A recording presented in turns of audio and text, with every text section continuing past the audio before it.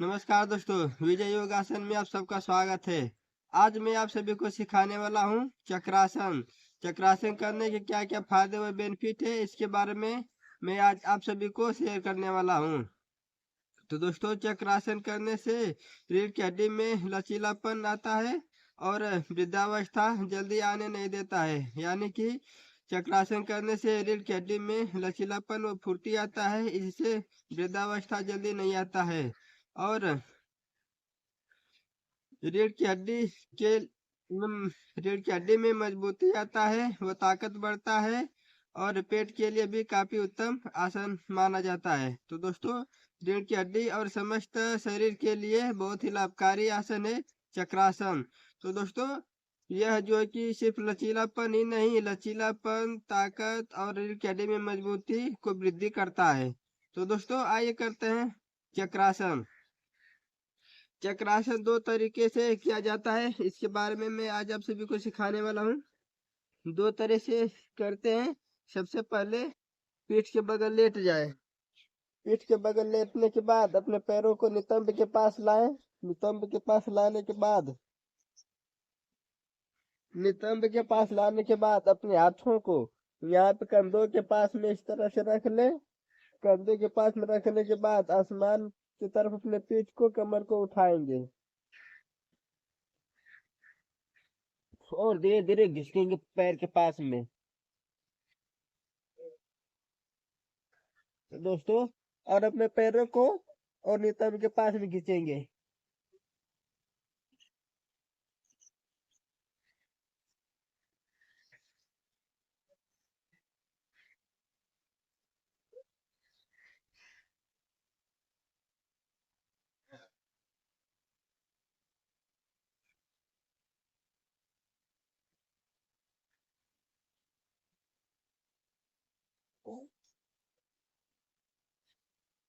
तो इस तरह से करते हैं चक्रासन। और इन पैर को नितंब के पास खींचकर कंधों के पास में अपने हाथ के पंजों को इस तरह से रखना है। इसके बाद कमर को उठाना है। तो दोस्तों, इसी तरह करते हैं और अपने दृष्टि को जमीन पे एक जगह टिकाना होता है। तो दोस्तों, ये पहला तरीका था। इस तरह से करते हैं। फिर से मैं आप सभी को करके बता रहा हूँ, आप लोग जो है कि ध्यान से देखिएगा।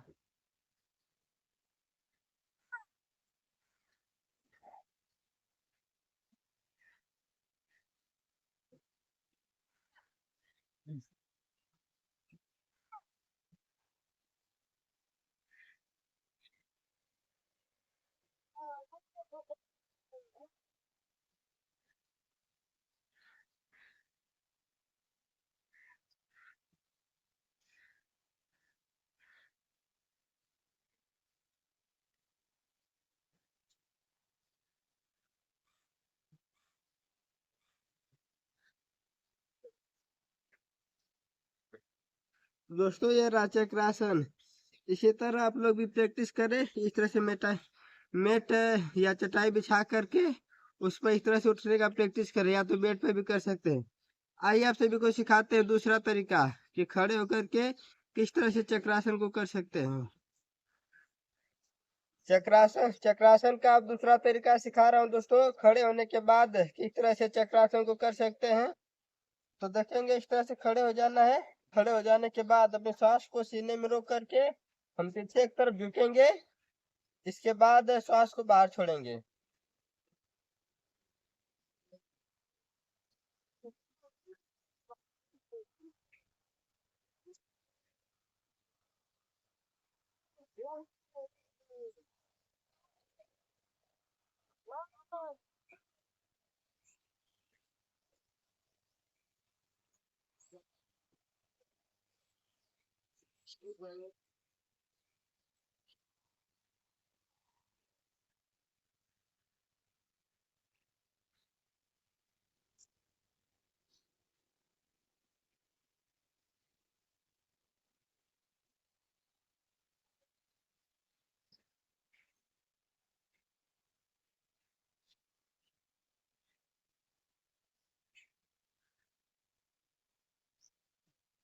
तो दोस्तों, ये रहा दूसरा तरीका। इस तरह से खड़े होकर भी कर सकते हैं। और एक तीसरा तरीका आप सभी को बताऊंगा कि दीवार होगा, दीवार पर इस तरह से टेक लेकर के झुकेंगे। लेकिन फिलहाल मैं इस तरीके को आप सभी को सिखा रहा हूँ।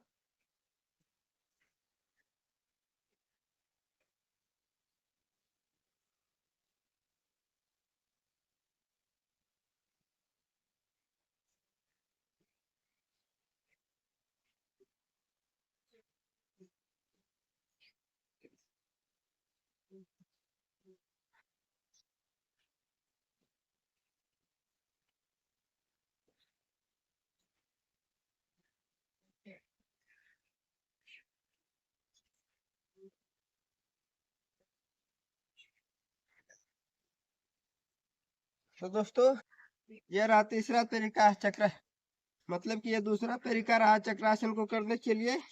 इसके बाद अब तीसरा तरीका सिखाऊंगा चक्रासन को करने के लिए। आइए चलते हैं दीवार के पास में। दीवार के पास चल करके आप सभी को सिखाएंगे। हाय फ्रेंड्स, अब मैं दीवार के पास में आज आ गया हूँ, और दीवार के पास में आने के बाद चक्रासन को कैसे करेंगे वो मैं आप सभी को सिखा रहा हूँ। इस तरह से आप लोग भी प्रैक्टिस करेंगे चक्रासन का। तो इस तरह से पीठ के बगल इस तरह से दीवार के पास में खड़े हो जाएंगे। इसके बाद ये सीढ़ी नुमा बना है, या देखेंगे ये सीढ़ी नुमा चलने के लिए बना है, इसके सहारे हम लोग करेंगे।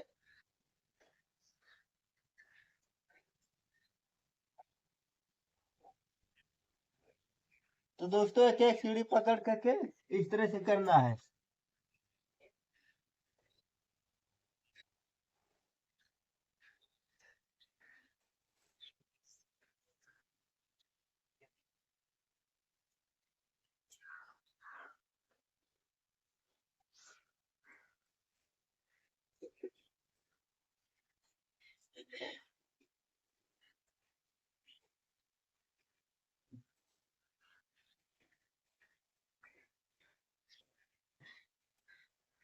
तो इस तरह से करते हैं चक्रासन को।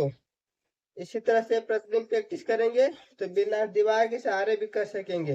अन्यथा लेट करके पीठ के बगल लेट करके भी कर सकते हैं। इस प्रक्रिया को फिर से करके दिखा रहा हूँ, आप लोग इसी तरह से प्रैक्टिस करिएगा।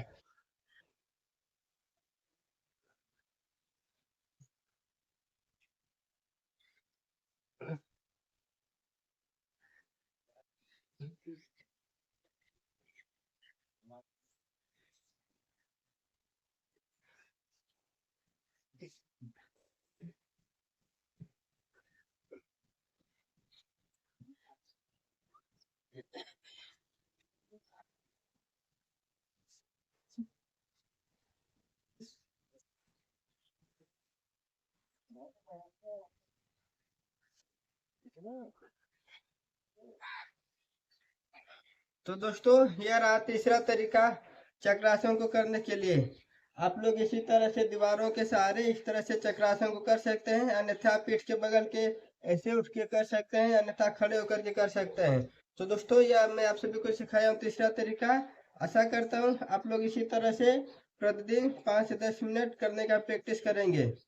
तो दोस्तों, आशा करता हूँ आप सभी को वीडियो पसंद आया होगा। मैं हूँ यूट्यूब चैनल से विजय योगासन। वीडियो पसंद आया तो लाइक एंड सब्सक्राइब जरूर कीजिएगा, और चैनल को बेल आइकन जरूर करिएगा, ताकि वीडियो का नोटिफिकेशन आप सभी को सबसे पहले मिले। मैं हूँ यूट्यूब चैनल से विजय योगासन। जय हिंद, जय भारत।